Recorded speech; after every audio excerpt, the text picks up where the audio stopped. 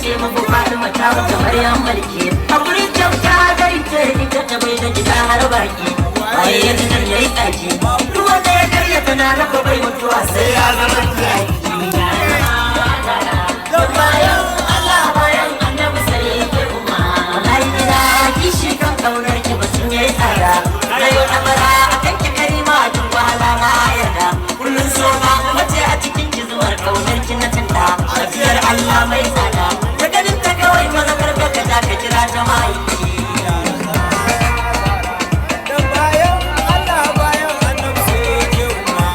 Karka ki bar cikin wawaye. Kawai ta hona kan da kiki ka ki share hawaye.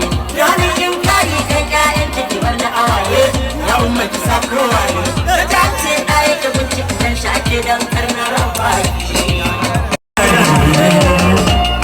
Bayan annabi sai ramar Allah manzon Allah samun rahamar kuma tsara.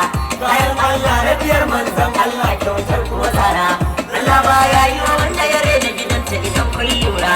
Wallahi da sanki na mura. Yardar Allah da ma'aiki bai samuwa sai an zo binki. Ya zama tsara.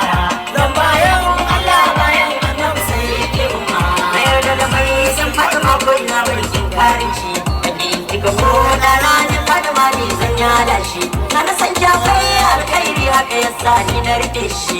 Mu bar ni cikin fadarki. Kintiran makiya a ido na yanda na so zara wani gani. Ya zama